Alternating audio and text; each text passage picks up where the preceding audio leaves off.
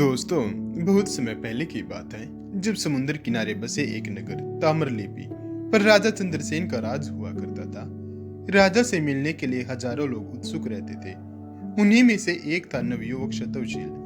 शतवशील को काम की तलाश थी, इसलिए वो हर दिन राजा चंद्रसेन से मिलने के लिए उनके राजमहल पहुंच जाता। पर अफसोस, उसे हर बार दरबारी भगाते थे। ऐसा होते होते बहुत समय गुजर गया, लेकिन लड़के ने कभी हिम्मत नहीं हारी। वो राजमहल के साथ ही हर उस जगह पहुंच जाता जहां राजा की सवारी जाती।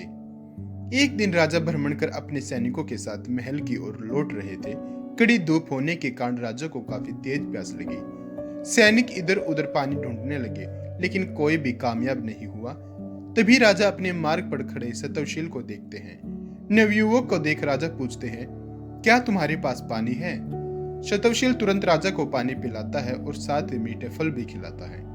राजा उससे काफी प्रसन्न होते हैं और कहते हैं, मैं तुम्हें कुछ भेंट देना चाहता हूँ, बताओ तुम्हें क्या चाहिए।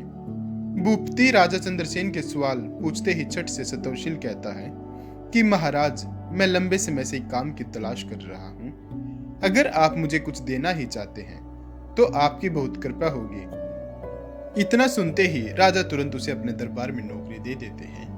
कहते हैं कि उसके द्वारा पिलाए गए पानी का उपकार वो जीवन भर याद रखते हैं। वक्त बीतता गया और अपनी प्रतिभा की वजह से नवयुवक राजा का बहुत करीबी बन गया। एक दिन भूपति चंद्रसेन शतवशील से कहते हैं, हमारे नगर ताम्रलिप्ति में बेरोजगारी काफी बढ़ गई है, इसके लिए हमें कुछ करना चाहिए। इतना सुनते ही नवयुवक कहता है, आप हुक्म कीजिए महाराज। राजा कहते हैं, हमारे पास एक टापू है जो काफी हरा भरा है। अगर वहां कुछ खोजे की जाए तो काम के कुछ अवसर मिल सकते हैं। इतना सुनते ही शतवशील जी महाराज कहकर टापू के लिए रवाना हो गए। समुद्र के रास्ते टापू के पास पहुंचते ही शतवशील को पानी में तैरता हुआ एक झंडा नजर आता है। झंडे को देखते ही वो हिम्मत जुटाकर पानी में कूदता है। पानी में कूदते ही नवयुवक शतवशील टापू की राजकुमारी के पास पहुंच जाता है, जहां वो अपनी सहेलियों और सेविकाओं के साथ गाना गा रही थी। राजकुमारी को नवयुवक अपना परिचय देता है। कुछ देर बाद बातचीत करने के बाद राजकुमारी शतवशील को भोजन का निमंत्रण देती है और खाना खाने से पहले पास के ही एक तालाब में स्नान करने का आग्रह करती है। जैसे ही शतवशील तालाब में नहाने के लिए उतरता है, वो ताम्रलिप्ति महल की सभा में पहुंच जाता है। एकदम सभा में शतवशील को देख राजा चंद्रसेन चकित हो जाते हैं।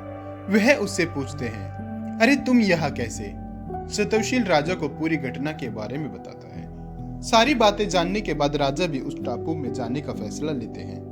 वहां पहुंचकर भूपति चंद्रसेन उस टापू पर जीत हासिल कर लेते हैं। ऐसा होते ही राजा चंद्रसेन को राजकुमारी उस टापू का राजा घोषित कर देती है। राजा टापू को जीतने की खुशी में वहां की पूर्व राजकुमारी और शतवशील की शादी करवा देते हैं। इस तरह राजा चंद्रसेन शतवशील के पानी के उपकार को चुकाते हैं। इतनी कहानी बताकर बेताल चुप हो जाता है और विक्रम से पूछता है कि राजा, चंद्रसेन और शतवशील दोनों में से सबसे बलवान कौन था?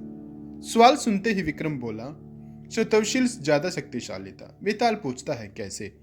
तो विक्रम बताता है कि शतवशील बिना कुछ सोचे समझे ही टापू के पास झंडा देखकर पानी में कूद जाता है। वहां कूदने पर उसे किसी भी तरह का खतरा हो सकता था, जबकि राजा को पता था कि वहां पानी में कोई खतरा नहीं है। सवाल का जवाब मिलते ही बेताल राजा के कंधे से उड़कर वापस घने जंगल में उसी पेड़ पर जाकर बैठ जाता है।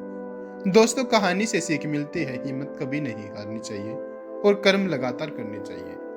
तो दोस्तों, आज की वीडियो में इतना ही। मिलते हैं अपनी अगली वीडियो में।